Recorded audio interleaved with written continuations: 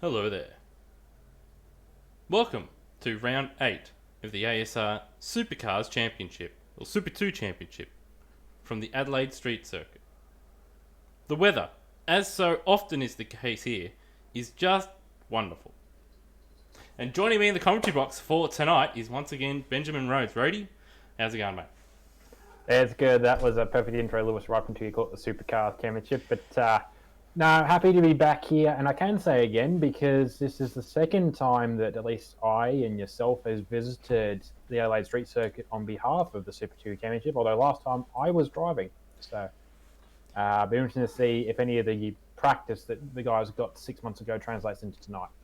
Yeah. So for those that weren't around back then, he had some little dramas with some car cameras not loading correctly, and people that were in practice for in the normal cockpit view. It was moved off to the center of the car, a little bit lower, a little bit higher. It just scrambled things. It hadn't been a problem when people had been testing the mod. It had just been something that happened when it switched over to qualifying for the opening round, or what was going to be the opening round of the championship. We tried solving it, but we couldn't quite get it done. But we're here with a catch-up round. Boys would be pretty fresh. A lot of the ones that have, especially during the supercars last week, as well as just 2 weeks ago, of course, where the championship took place at Sydney Motorsport Park. So they've had plenty of driving over the past 3 weeks, and just looking at the laps tonight, I mean, 79 laps, 76 laps. A lot of laps have been done already tonight, let alone all the practice that would have been done, as you say, a good 5 or 6 months ago. Yeah, so it's good to see some energy out here for Adelaide, and it is an easy track to practice on. It is the only track that does ship stock with the game. The only changes that have been made at our end is a couple little tweaks that might have actually come through. I don't know, tweaks that we made for the Supercars version with the ad boards. So it does still look like one of our tracks, so there is stock content. So it makes it easier to get some practice laps in, but. No, decent feel for the night as well. I think we got sitting on 20, 21, might be 22 cars, which isn't too bad for old Adelaide. I think it's actually going to be 23. I think someone just left the server. But we've got 22 in there currently. But while we are here talking about the track, I always forget to bring it up pretty much every single week. He's actually the track map, but I've got a bit of time here in the lead up to the round. So might as well bring it up. 14 turns around this Adelaide Street Circuit, at least the modern version of it. Of course, there was a Grand Prix version that was a little bit longer and sort of extended itself beyond turn 7 there. With probably the key corners on this track, Brody, first chicane is quite vital. You can make up quite a bit of time by carrying speed through there, but you've got to take it just right. And then, of course, you've got turn 8 and 9 quite vital as well. I'm just having a look at the moment on the stream. I think it's going to be a bit shoddy again tonight. I'm not sure why. Obviously, OBS has done us a dirty somewhere and has decided to completely stuff my settings. So I do apologise again if that does happen. We may just take a short break after qualifying if that happens, and I might just play around with some other settings to sort it out. But that's very, very frustrating. But while we're here, Adelaide Street Circuit, Rhodey, what are your sort of key areas of the circuit? Well, one of the big ones, I suppose, from a psychological standpoint, is turn 8. It is one of the fastest tracks on the supercar, one of the fastest corners on the supercar calendar. It's definitely one of the most intimidating with concrete walls either side. Not only is the corner itself a place to get wrong, as you and I saw in practice earlier, Nathan Higginson finding a bit of wall way past the corner that was still part of the corner that caused him to have a pretty monumental crash. But no, it'll be good to see these guys now. They've actually had some seat time. Normally, this is the start of the season. It really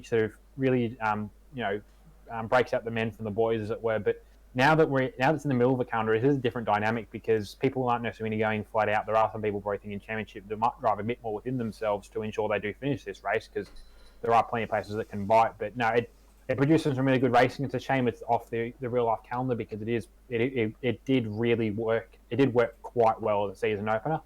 But it's good to see that we did still get it on here. And from memory, the supercars round, I ended up actually I was racing. That was my first race. I didn't do too well. Neither did the rest of the team. But the racing, from what I can remember, was quite good. So that should transfer pretty well across to Super 2 tonight.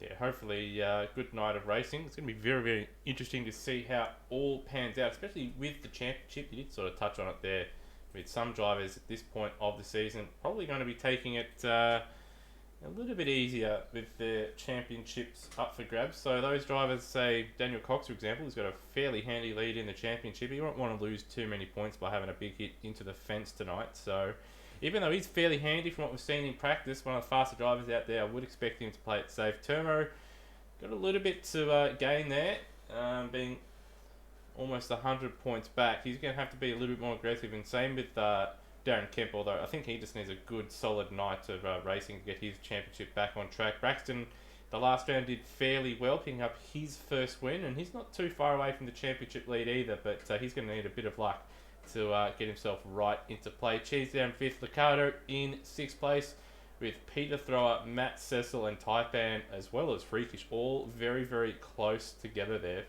So all those spots there up for grabs.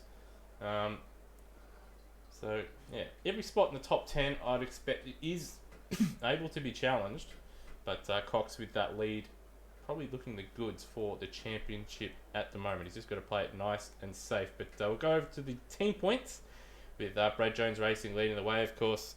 Coxie and Taipan there, 3,291 points. Team championship very close, although they had a nice round out last time, did Brad Jones. So they've got a little bit of a buffer now, but then we have Tickford and Red Bull Holden Racing Team very, very close together. Nissan Motorsport number 2, not too far away, and then a massive gap to DJR Team Penske there. It looks like we've got a little bit of a server reset there for some reason, so these guys in qualifying aren't going to have too much grip out there now the server's been reset. Oh well.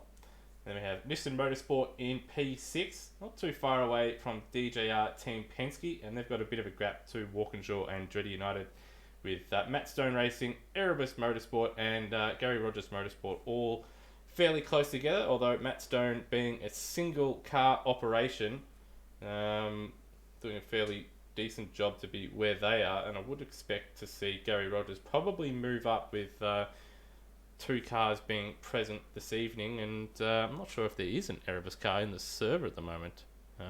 Brody? I believe, I will check, but I believe Erebus is one of the teams that is not showing up at all tonight. The last drivers that were registered in those cars, and it has been a bit of the... It's funny because Hans Brunswick and I did plan on racing these cars, having come across from Lucas Dunborough Motorsport last season. And that would make sense because this has become the Lucas Dunborough Motorsport of the championship this season. It's had 7 or 8 drivers across the 2 different cars. The last 2 in those cars were Phil Whiteman and Nico Mendez. Damon Woods was in the car at Calder, but he's now been moved up permanently to the supercars, and we haven't seen much of Phil or Nico in the last 2 weeks. So, actually, no, sorry, I stand corrected. We haven't seen Phil. We haven't seen much of Nico. So there's a good chance that those 2 cars, now that it's into qualifying as well, there's a good chance that those 2 cars won't be here tonight, at least for qualifying. Yeah, at least for qualifying. Hopefully you do get 1 or 2 of those cars in if possible. It's still 23 car grid, quite sizable field around the tricky street circuit which Adelaide provides. Have ticked over to qualifying, just having a little bit of sync, of course, as seems to be the case now every time we switch over sessions in the server. So I do expect once it does refresh itself that there's going to be 50 million cars appear in the pit lane, and 50 million cars also leave the pits at the same time, which always seems to be the case, Freddie. There it is. One thing that is important to note with qualifying, something that has been a case all season, but it's only really come back to the fore again today with a bit of bump and jump in the pit lane. But one thing that has come up, which we haven't actually seen for a couple of rounds because of where the tyre wear has been at, is a reminder that drivers have to qualify on the tyre they want to start their race on. And it is pretty crucial because around here, you're not going to be too lucky with a soft tyre. So you're going to have to look at the hard tyre for qualifying, which means the times are not... We saw, I think, 4 or 5 drivers underneath the qualifying record from last season, which was by Mitch, but those would have all been soft tyre times, I imagine. So I'm not sure we're going to see too many guys. We're not going to see cars as fast as they were in practice if they're now out here on the hard tyres for qualifying. Yeah, we'll certainly be able to tell. Generally, I think around here there's about a 2 second, 1.5 to 2 second difference between the tyre compounds. So we'll be able to tell pretty easy with the front runners if they're on the hard tyre. But from what I've been told, the soft tyre you can make last in the race with a little bit of tyre management, and you would be pretty silly to not try and make that tyre last, considering probably the pace disparity that it's going to have over the hard tyre. Once again, do apologise if the stream does appear a bit fluttery and choppy tonight. Again, OBS has done something, or there's been a setting change on my PC that's done something to screw the OBS a little bit, so hopefully it comes through cleanly. But Taipan, first man out on the circuit, who'll be the first man to start a lap, is just one corner away here. So looking at the track, looks like it may have been manually changed, so there's plenty of grip out there for these guys. And of course, we do have some changed audio as well settings in OBS, so Rudy might be a little bit more difficult to hear. And as we ride on board Taipan, he starts his lap through the vital first chicane. He's very conservative through there. You'll definitely see some front runners absolutely abusing the curbs and the track limits there in qualifying and the race, as one of the listeners there in the background just decides to do a Houdini and disappear. So Taipan out through the staircase. 23.1 in the first sector. Not great, but not terrible either for Taipan. Good solid banker. And, just have a look at all live races once it does update. I'll be able to go through and see who's doing what once it goes through. Darren Kemp at the moment, 22.6 in the first sector as Taipan clips the wall, or graces the wall on the exit of the infamous turn 8. Would expect to see, well, that to happen plenty of times here in qualifying, let alone the race. And at the second split, 55.6 for Taipan. Again, had to pull it up in an awkward manner there. And that would have cost him a little bit of time. You can see in the background, Lockie Burke there in the Walkinshaw car is almost visually gaining in on Taipan here. Dane Liccardo purple in the middle sector with 31.7 as Taipan crosses the line on a 21.4.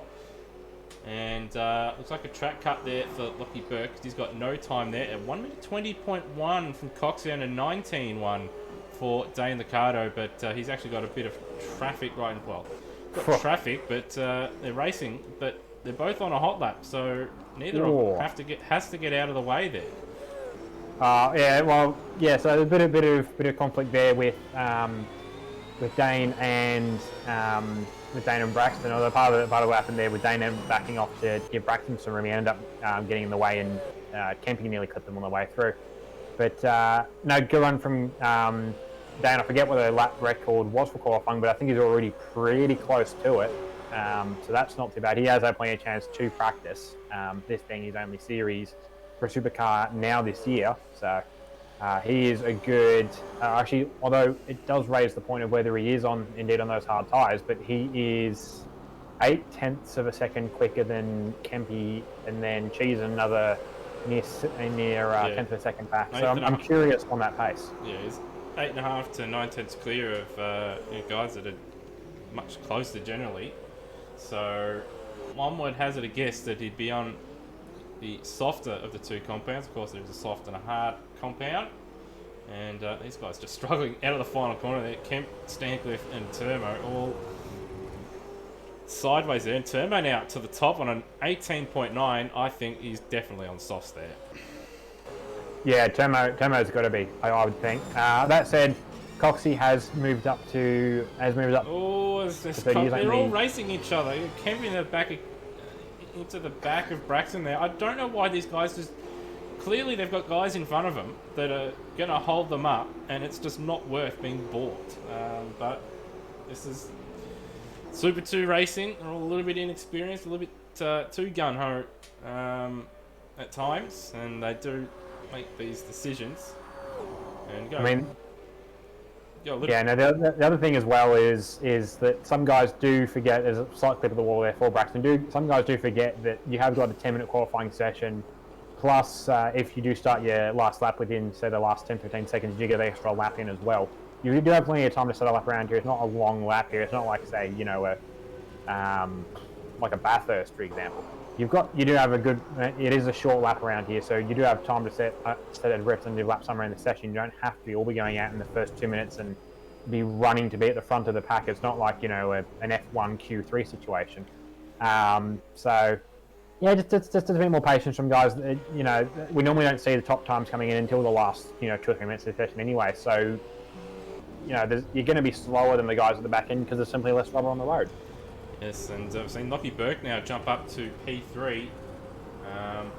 So I'll hazard a guess as well. Number of drivers, probably the lower and closer drivers are, or even being in the 1 minute 18s, I'd say, with what we've seen in practice throughout the week, that they're probably on the softer rubber. But with the practice being done, who knows? Maybe one driver is able to squeak out there on the hard tyre. But I'd imagine if they do that at the start of the race, they're going to be mincemeat. And if you're on the soft tyre and you can make it last, you're going to have an advantage for probably about 90%, 80% of the race. And the Cardo's gone faster now. Purple in the middle sector and 1 minute 18.7. 6 tenths off the overall fastest time. That was set in practice by Braxton Stancliffe, and even had Greg Murphy jumped in the server and set a 1 minute 18.2. Not sure who that was, but yeah, Greg Murphy out there setting some heaters. As Lockie Burke right out sideways at turn 8 there in the background. Ricardo purple again in the first sector. And he's 2 tenths up here in the second. So these lap times would indicate, Rody, that soft tyres the way to go. This has to be, and yeah. So I like of the drivers looking at that list on the left hand side. The only sort of driver I'd think if there was a 2 second gap back to the hards, someone like Braxton Stancliffe, he has got good pace. So I expect him to be out there on hards. But I don't know. I'm getting the feeling like we were pretty confident going into this that hards would be the only option. But the amount of drivers we're seeing out here on what look to be soft times, and either that or they're all about to get penalised for switching combines into the race. But I don't know. Maybe there's something that we didn't know, and that the softs are a viable strategy. Turmo's caught Taipan at the wrong time, coming out of the first chicane there on the start of a flying lap. Well, maybe for you it was a little bit unexpected to see drivers out there on the soft tyre, but I was reliably, it seems, informed that soft tyre can last, so that's why people are out there on it. I won't say the driver's name, but yeah, I've got a little spy down there giving me information. And Turmo, his first sector, not ideal, 7 tenths away from even what Lockie Burke's been able to manage on this lap alone, so clearly lost a bit of time due to just catching Taipan at the wrong point. Taipan did get out of the way after that, but yeah, nothing really you can do in that situation. So well down at the second split, even to his own time, but he'll be hoping to go in lap number 2 and set a decent lap time. We've also got Noah Turra out there in Glenn Miles' usual ride, and good to see him back out there for a run. Of course, this is the last supercar, whether it be championship or Super 2 race before the Enduro starts in a few weeks' time, Brady. So good to see him out there getting some track time. He's doing all right. Yeah, so a couple of guys out here that are probably thinking of the Enduros. Noah's a good example. We didn't actually see him booked in the start of the season. I believe he was meant to be in one of the Walkinshaw cars very early on. So he is back, and he is definitely looking for that Enduro angle. I believe he and his dad are in a team again, and they've teamed up for a couple of things in DD3 and the Bathurst 500 last year. So we get to see them back together again if that is the case. But no, good run from Noah so far, and good to see he hasn't lost any of the pace that he's had previously. And we've got Lockie Burke at the moment, currently in third, but purple in Sector 1. Looks fairly clean through Sector 2 so far. Can't quite get the nose in for the hairpin, but able to just carry speed through. He's up on his own time, but he's lost time to Ricardo there in the middle sector. But Burke, on his last couple laps, or time laps, he's been purple in the final sector. So this sector he does own. He might be able to get some time back here, as he's got 2 wheels on the deck, as he approaches the braking zone for the final corner, comes out of it. He's got one of the GRM cars in his way, but it won't hold him up as he crosses the line. A little bit of lag there. He's made up 0.4 of a second, but just shy of pole position there. So good effort from Burt. Couldn't quite get it done. Turmo is in the pits. We've got Coxey out there at the moment. Ricardo's also out on the circuit. And he's 2.5 tenths down on his own time. So unlikely to improve. Although if he does put in a stormer of a final sector, he may be able to find a little bit of extra time as he cut to Cox. And he's 10th down on his own time. 8 tenths off the lead at the second split. So what can he manage here in the final sector? And Ricardo did manage to improve. So obviously his final sector on his previous laps weren't all that flash, and is able to find a couple extra tenths there. As Cox does find a little bit of extra time there in the final sector. Finds 2 tenths, but is only able to manage 5th place for now. Noah Taro is in the pits. He's currently 6th. Matt Cecil decent run in 7th. He's done his times out there. Kemp in 8th. Hall in 9th. Good running from him. Higginson in 10th with Thrower 11th. Locke in 12th place. Steve Warwick in 13th. Justin Cecil in 14th. McLaren team boss Zach Brown in 15th. Braxton in 16th, although I have been informed, looking at the live chat there, that he's on the hard tyre. And then we have Taipan in 17th. Isaac Edwards jumping in for his first event here in 18th. Ryan Walsh in 19th, just ahead of Luke Emerton and Josh Watson, with Aiden jumping in as well, and Freakish rounding out the field in 23rd position. Alrighty, bit of an interesting session, and a little bit of strategy as well with driver with Braxton there. We'd expect to be further towards the front, obviously opting to go the hard tyres, but starting down where he is, that's going to be a bit of work, even if he does have the tyre advantage at the end of the race. It'll be interesting because Braxton is in a position, as you know, a good majority of the top 5, or even probably top 4 is probably realistic math. He's still an outside chance to take a title at the end of the season, assuming sort of enough he does enough and enough goes his way. So it's a bit odd for him to go counter strategy to what it seems the rest of the front runners are doing around him. He might know something that they don't, or I don't know.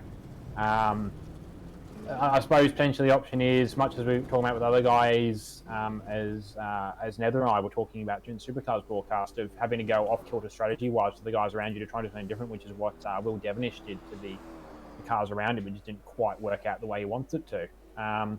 But I don't know, maybe from Braxton's testing that he hasn't been able to get the soft last whilst doing the pace he wants, and he thinks it's going to be quicker for him to do a hard tyre strategy. And possibly, I don't know whether the other guys around him have to pit or conserve tyres or something at some point that he can win out for. But he is going to be starting a long way back. So, I don't know. I'm guessing when I see how it pans out, I am a little confused because I was pretty confident with strategy. Although that said, every race this season, we've had a confident idea of what tyres or what strategy people are going to run, and it turns out to be entirely different. I think 4 or 5 times we've said, yes, this is going to be a hard tyre race, and Super 2 guys have said, no, we still make it on softs. So, I'm just interested to see how this is going to turn out now for Braxton. Yeah, the opening few laps is going to be crucial for him. He's going to need to have a decent starter and then sort of hold his own for the first 3 or 4 laps, probably 5 or 6 really, and then once the soft tyres do start to fall away and he's got a little bit of extra meat on those hard tyres, that's when he can start to work his way forward. But I reckon he's going to be in for a tough one if the soft drivers are able to manage their tyres, because they will still have that lateral grip that the soft tyre has significant more of compared to the hard. So just in the warm-up at the moment, just trying to find any little bits of action we can find out on the circuit. Of course, drivers are practicing starts and the like. All right.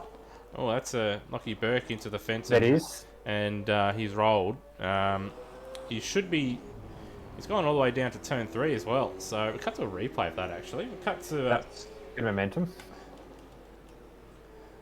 see how he's managed this. I'm guessing maybe he's hit the wall on the inside and sped out to the outside, or clipped the curb and lost it on the outside. Yeah, it's at least mounted the curb, and over he goes.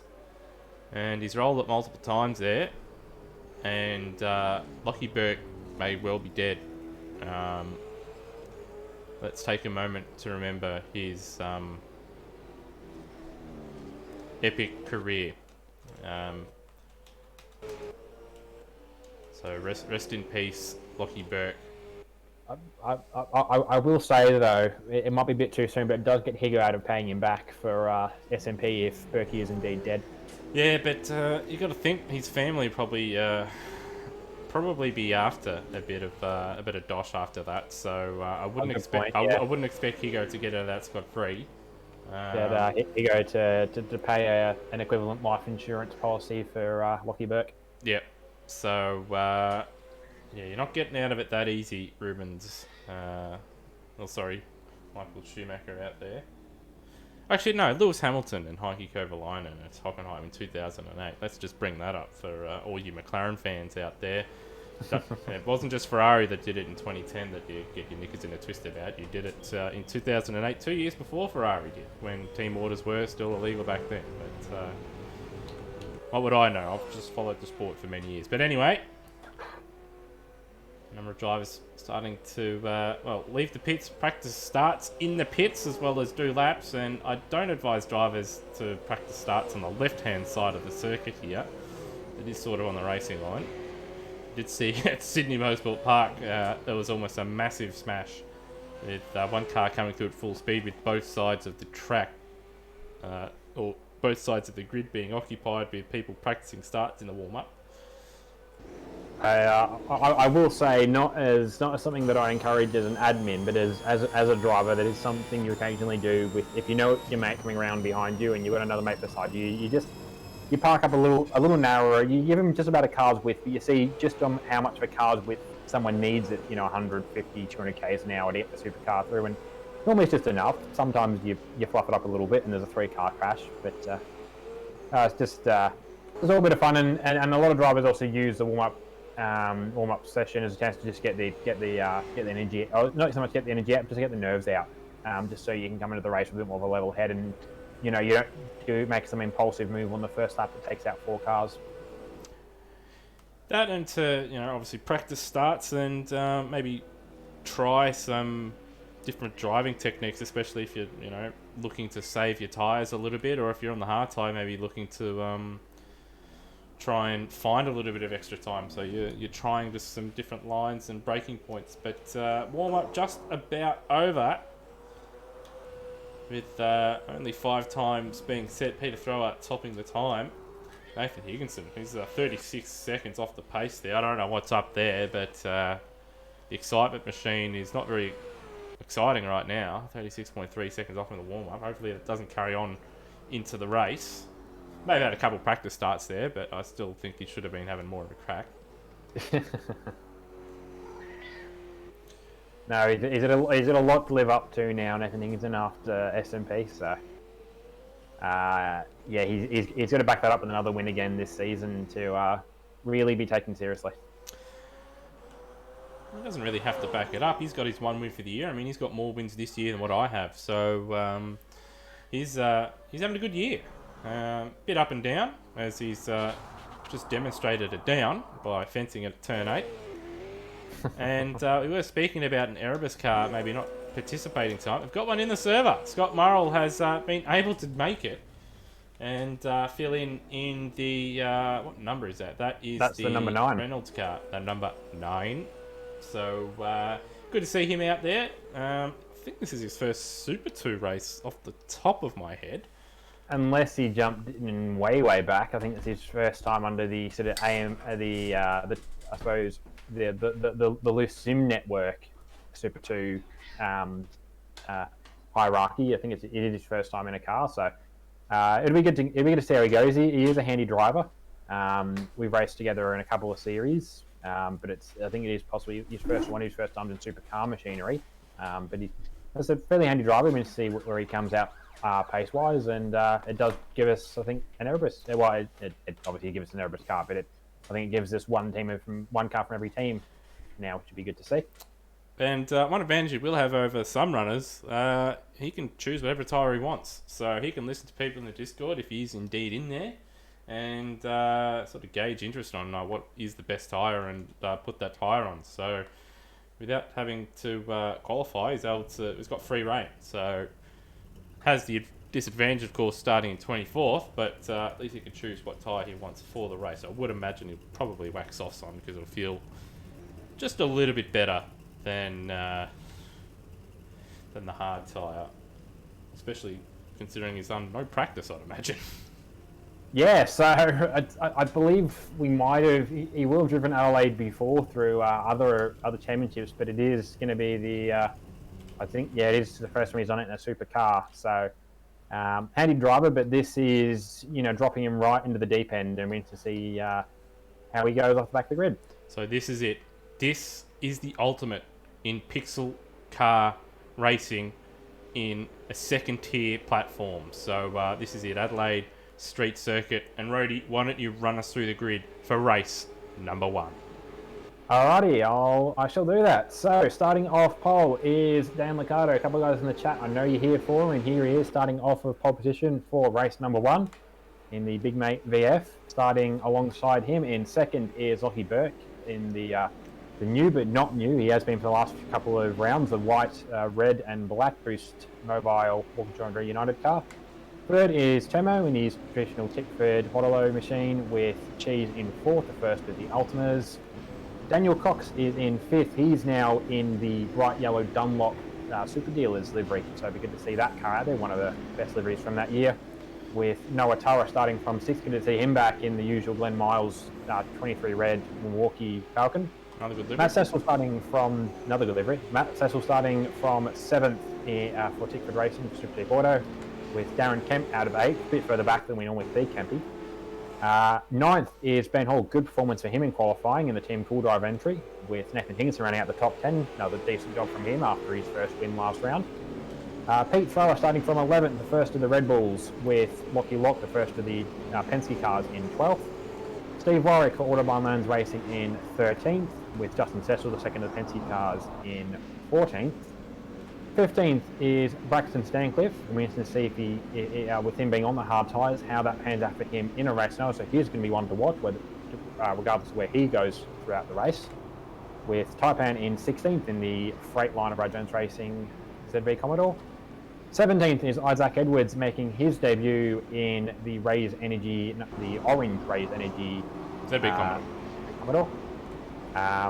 With Brian Walsh in 18th. 19th is Josh Watson in the green Raise Energy Ultima, with Aiden running at the top 20, hashtag not last. No, that's not Aiden. My bad. All season, I'm really not in the mood for it tonight. 21st is Freakish, Nissan Motorsport number 2, with Luke Emerson starting from 22nd. Scott Murrell starting out of 23rd for Erebus Penrite Racing. Had someone drop out somewhere, because we did have 24. We did have. He was 15th, and I saw it pop up. I do remember who it was. It was Zach Brown. So he had a game freeze, so he was out. But he is in the second of the Walkinshaw cars. Another new livery, which we should hopefully see later tonight. Rest in peace, Zach Brown. Hopefully you can give. Well, a number of drivers there having to be shuffled, so a number of drivers going to have a little bit of a talking to the stewards after the race. But the lights are on, and Get Stuff Crofty as away we go. And Liccardo's got a good start here. Lockie Burke's been swamped, and they're going to make it almost 3 wide there into turn 1, but bit of a dive there. Late on the brakes, Lockie Burke able to get through. No, not everyone is able to get through, and that is 97, is it? Yes, it is. So Braxton Stancliffe to the back of the field there. It looks like he's been cleaned up at the first chicane, but Liccardo leads, but we'll just catch the replay and see what happened to Stancliffe there. So right on board him from the front, and he's tried to go 3 wide through the middle and then ran into the back of the Penske car in front of him. So that's all his own doing. but he'll be hoping the tyres at least help him out later on in the race. But Liccardo leads the way, followed by Burke, Cheese, Turmo, Coxie, Matt Cecil, and Nathan Higginson. And they're too wide as we come into turn 8. You are allowed to pass here now, but its onus is on the drivers. Don't stuff it up. I reckon Walshy there probably would have understeered into the fence going by that line and by the speed he was taking, but will stick with the leaders as 0.8 of a second separates Burke and Liccardo. Yeah, so good start for a number of guys there. Only big drop out of the top 10 would be Noah Tara. Higo had a brilliant start though, up to 6th. And he's immediately got the elbows out trying to hold off Matt Cecil with Darren Kemp back there. But no, it's that was actually surprisingly, despite what happened to Braxton, and I went back and I looked myself, he did get into the back of one of the Penske cars, but it seemed like maybe the other Penske car sandwiched him into it. So I think that was just all turn 1 shenanigans. But no, otherwise pretty clean start, and I think we now got Berkey now. He's now broken away from Cheese, and he's trying to make a move up on Dan Liccardo. Also did hear a car just scraping the barrier there on the exit of turn 3, but we do have Burke right behind Liccardo. So Burke a lot more aggressive in the opening stage of this race. After what was a poor start, able to get his way back into second at the first corner, and now looking to find his way into the lead. And then, if I was to hazard a guess, probably get himself into the lead and then probably try and save his tyres as he goes for the move a bit far back, and there's contact there, and he's actually lifted out of it to make sure he hasn't overtaken Liccardo there. So they're all going to live out of that one, but it's going to bring Cheese and Turmo now right into it. So 4-car pack with Cox just a little bit ways behind, and then a bit of a gap to Higginson, who's forming a bit of a train behind him. Yeah, so I'm not necessarily being surprised. Higo has a good pace in the last couple of rounds, but not necessarily enough to tackle up the front. And this being, if these guys are on softs, they are going to have to conserve tyres at some point during this race. So I think he's starting to do that now. He has got a train. That's Matt Cecil behind him. That train is breaking up a little bit. It's Matt Cecil and then Darren Kemp. And then Kempy's actually got plenty of fresh air behind him. It's now Ben Hall starting a train with Noah Tara, Lockie Lock, and Justin Cecil at the back of that train. But a lot shorter trains than we've seen the last couple of rounds, but still plenty of guys got somewhere out there to race. He go very wide, and Ben Hall's actually into the fence at the same point as well. And actually going a little bit further back there, I thought actually for a moment it was the second GRM car of Tara, but looks like he's had internet disconnect there, so he's just warped out of it. I was going to say that his car, I thought it's a GRM car of I'm trying to think who's in that car again. That's the second GRM car is Luke Emerton. Yes, yeah, I thought that was he'd made his way up through the field, but those cars looking similar. As we look at Turmo looking to make a move on the inside at turn 9 at the hairpin. Cheese a little bit too wide on the curb. He's going to lose out there, and Turmo now into 3rd place. Still got Lockie Burke right behind Liccardo, but a bit of a gap now between third and 2nd. But how hard are these guys racing and using up their tyres as Liccardo defensive into the final corner. And Burke just trying to get the better run, taking the more traditional line into the final corner. 19.2, pretty handy lap time. That would suggest, Rhodey, that they're not really doing too much tyre saving.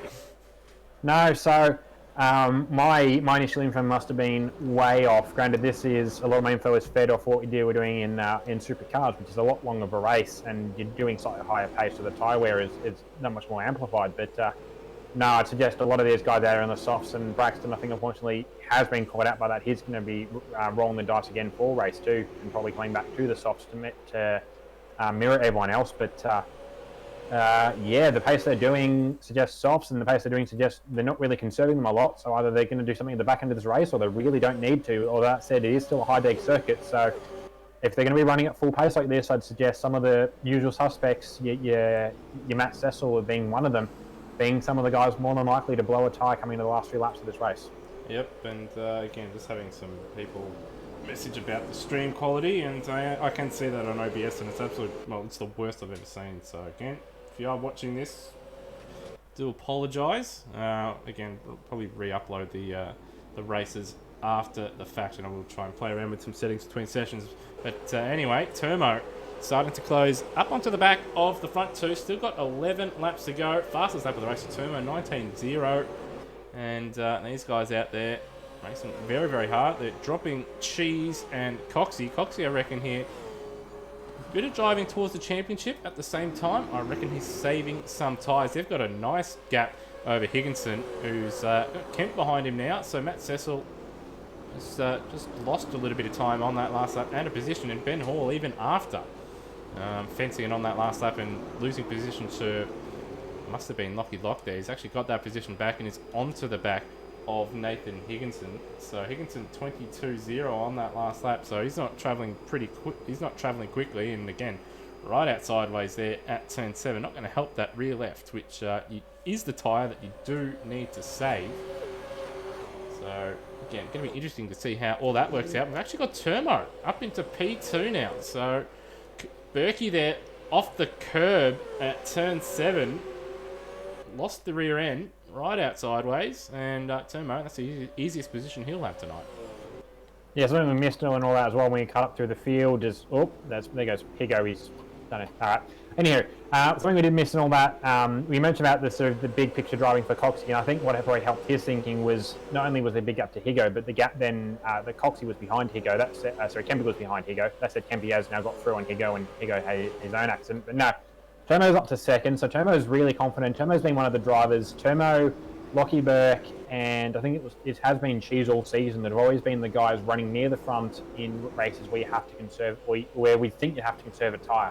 Phillip Island being the example that first comes to my brain. It's 3 of them behind Hans Brunswick, who can step into a car and immediately get it to a condition it needs to be at. But these guys all season have been up the front for tyre conservation. So I'm not surprised that Tomo's breaking away from the rest of the conservative pack this early.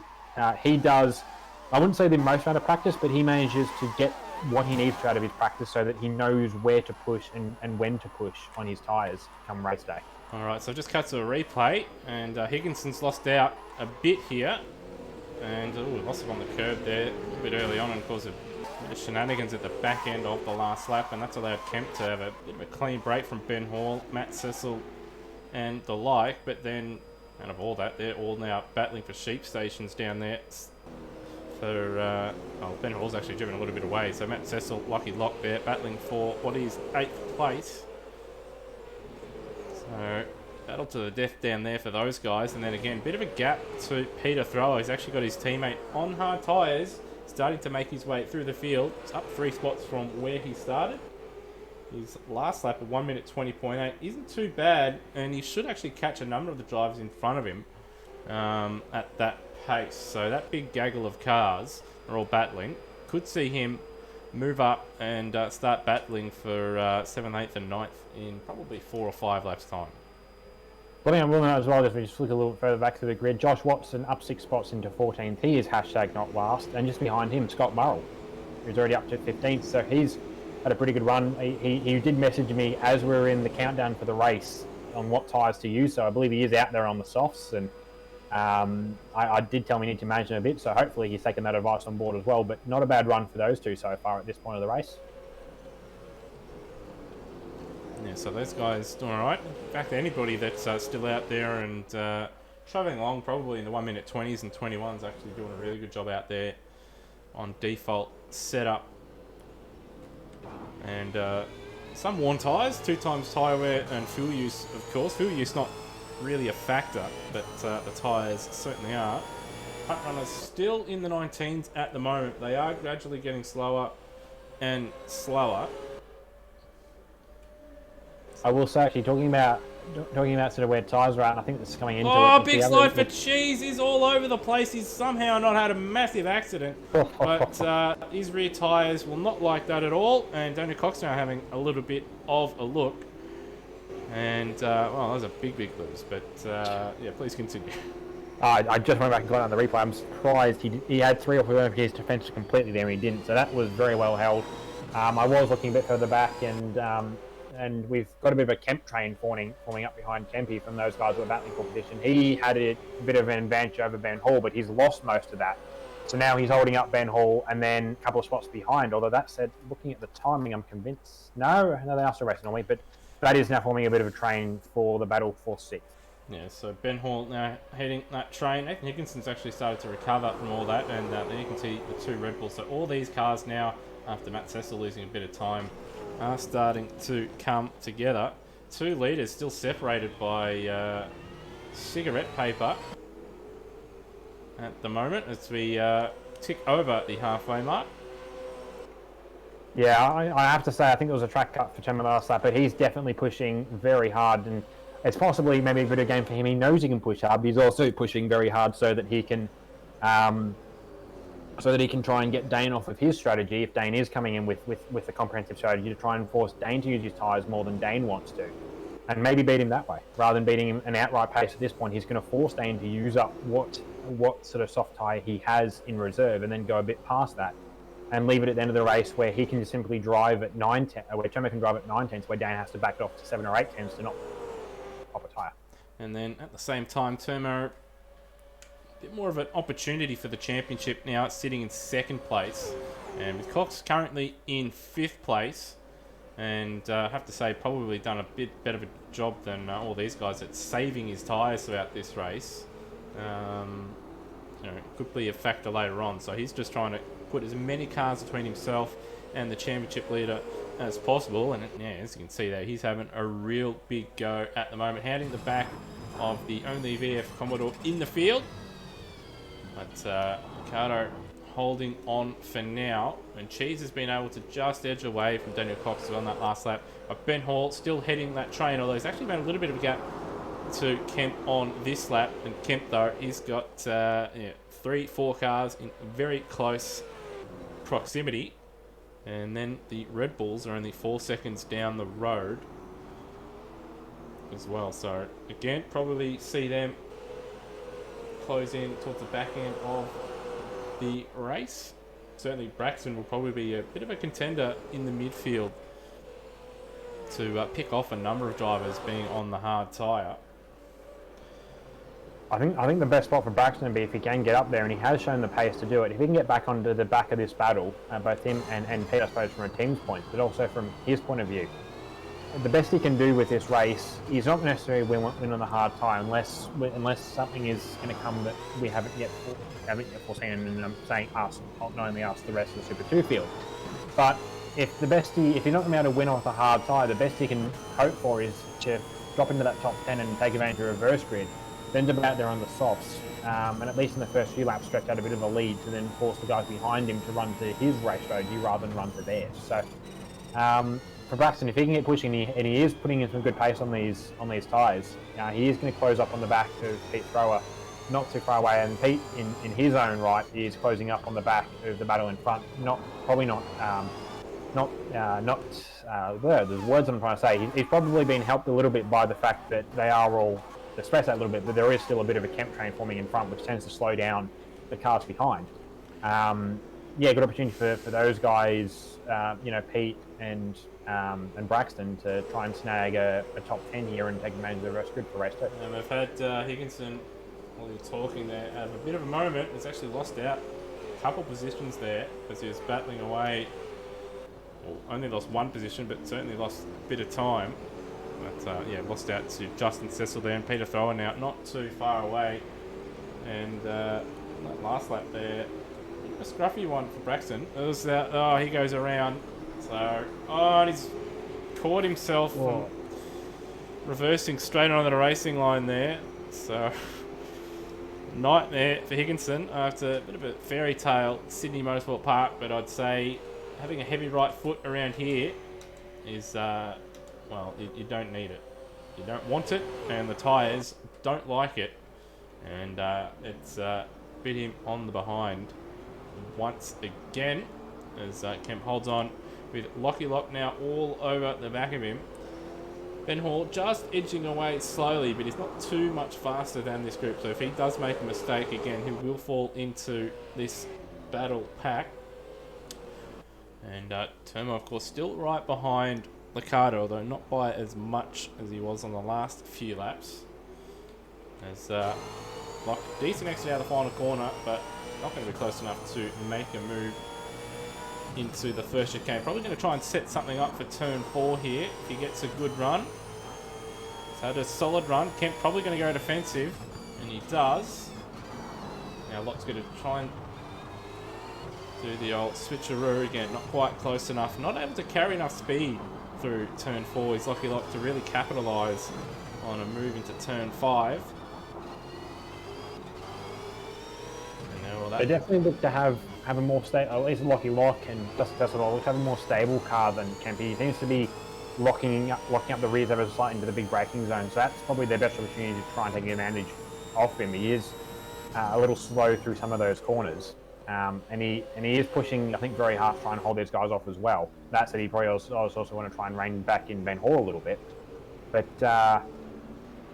yeah, it's actually, I'm talking about the Red Bulls catching. I can now see Pete Thrower at the back of the train, so he's joined the back of this train now, and I suspect Braxton wouldn't be too far off the back. Speaking of, there goes Pete Thrower, so he's no longer on the back of the train. He's fluffed it up entirely into that corner. I think locked a brake and ran wide, so he's probably now dropped back behind Braxton. But not as much action in this race as I thought we'd be having, if I'm honest. We've had a number of trains. Still got a number of laps to go, and the race is still to play for between Turmo and Liccardo. Daniel Cox has got by Cheese in the last couple laps as well, so he's now in 4th place, so that's the imperative again on Turmo to try and find a way by Dane Liccardo. So you see a bit of wall riding there from Lockie Burke in the background. Bit of a lock up there for Turmo, and that's not going to be ideal. Bit of a slide on the exit. That's a nice bit of car control there for Turmo, but it's not really helping him get too much closer. And again, we'll be eating up the rear tyres, which you need plenty of. And I can hear some lap traffic off in the distance as well, Rody. So a few laps to go. Lap traffic could be what makes or breaks who will win this race. So a bit of luck or a bit of bad luck, and could see a change of positions, or it could stay the same. But 2 leaders on that last lap, well, 3 leaders really, all matching pace, but it's actually Daniel Cox was actually the fastest of them all by actually a bit of a margin. So he's a second lap faster than Lockie Burke in 3rd, and 6 tenths faster than both of our leaders, but he's going to need to find a little bit more time if he wants to challenge for the race win. Yeah, so talking about lap traffic, and we will start to see them in the next lap or two. That said, they might manage to hold themselves off from getting lapped, but there is a 2-car battle for 20th spot. Well, that puts that one paid, and it's the same for Braxton, because he did just get himself up into the top 10, but that's a drive-through penalty for Braxton next lap, and that'll be for curb use. I imagine a lot of that through turn 1, 2, and 3. It's a very easy spot to get a track cut if you really hack those curbs. So that puts Braxton to out of the top 10, probably put him down into 14th or 15th, which is a shame. So that's a hit and a miss for him in this first race. But lap traffic, they might actually avoid catching it, but I don't think that's the big issue at the moment, because they're definitely starting to look a little second-hand on their tyres. You'd hope for Liccardo's sake that he has run the race he wanted, his tyres are where he wants them to be. Turmo's still looking like he's got good pace, although he is looking a little squirrely now. And these guys both seem to be leaving Lachlan Burke a little bit, although he's probably pretty comfortable just sitting there. Here we go, side by side between the 2 leaders. So Liccardo had a poor run through the first chicane. I reckon he's going to pick up a track cut as well. He did use a lot of curb at the first part of the chicane, so I'll be very surprised if he gets away with that one. And not a good run through turn 3. No, it has given him time. I'm very surprised by that. But that's another thing. In practice and qualifying, the game is pretty strict on the track limits, particularly at the first chicane. But in the race, it actually eases it quite a bit. So yeah, I have to hack the track a little bit more. But Turmo not able to carry the speed through turn 8, and actually loses a bit of time. So I'd say probably Liccardo's tyres just a little bit better at this stage. It's just been a couple minor mistakes which have cost him a little bit of time. He's only got a lap and change remaining to hold on here. But Turmo looking like he's going to give it a big crack. And we've got cars just down the road in front of him and some cars off the road. That is Luke Emerton, I believe. No, that's Nathan Higginson off the road. That was both JRM cars involved. I'm not sure what happened there, whether they were having their own separate accidents or whether they got together. Higginson shouldn't have been up where he was, so just more the tale of woe for Nathan Higginson in race 1 today. But they are going to catch this traffic. So they're about to catch Aiden in the Plus Fitness Smithson, and just down the road from him. And Turmo's got a good run. Turmo has got a good run, and it's forced Dane to go defensive as they approach the lap traffic, who, as you said, are battling for position. And Going to be a bit awkward here.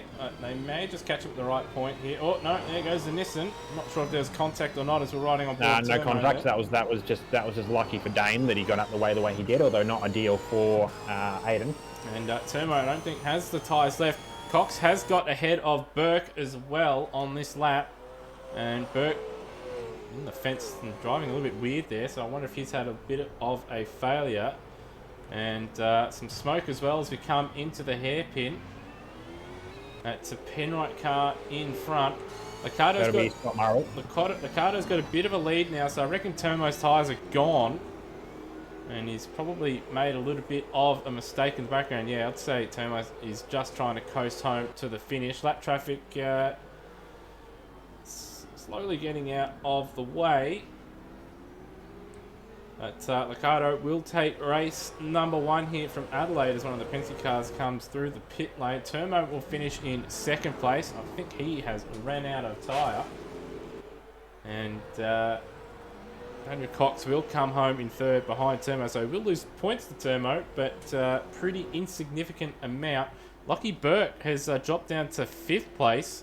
Or at least 5th place anyway. No, he's actually lost to Kemp as well as Cheese comes to the line. So those guys, again, we'll talk about tyres maybe falling apart on the final lap, and it did do so for a number of runners. But Cheese home in 4th place. Kemp will take 5th in the end.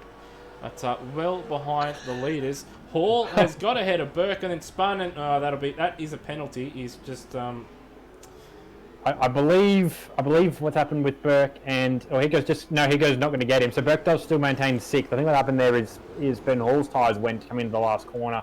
Burke's tyres went obviously a lap before, and he was struggling to get around.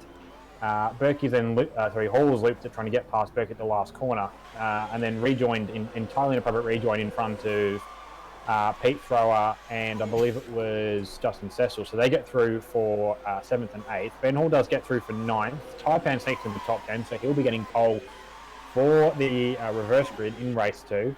Josh Watson up to 11th. Hashtag definitely not last. Good run from him, and I think he's managed to make his tyres last. Steve Warwick up to 12th. Matt Cecil back to 13th, and I wouldn't be surprised if he's either blown a tyre or just had to back off to save his tyres. That has been a recurring thing for him this season. Luke Everton up to 14th after running around at the back of the train there, so I think he's gained by a few cars pitting on that last lap to get tyres back. Braxton into 15th despite his drive-through, so that's not too bad. Brian Walsh up to 16th. Freakish finishes 1 lap down in 17th. DNF. He hasn't finished. He's DNF, so he doesn't finish. Scott Morrill finishes 18th, and he was having tyre gremlins as well, so I did tell him to conserve. Obviously, he didn't conserve enough, but hopefully he will have learnt for race 2. Lachlan Mock drops back to 19th, and Aiden rounds at the top 20. Yeah, so number of tyres there failing on that last lap there, and did change up the order a little bit. And look, I don't like to say it, but Ben Hall, that will be a penalty for unsafe rejoin. I don't know how many times we have to stress it, but just coming straight back onto the racing line, particularly a corner like that, is pretty silly. So he's finished 9th on track, but I hazard a guess it'll be at least a 30-second penalty, which will put him behind Cecil at the least. So that's something that probably get looked at in the week to come. But anyway, that's race 1 done and dusted. I'm going to end the stream for the moment here. We will get streams going for races 2 and 3, but we'll try and break them up, and the races will be uploaded at obviously a later date. So going to try and sort these settings out, and hopefully it can be all good for races 2 and 3, but not holding my breath. Anyway, catch you for race 2.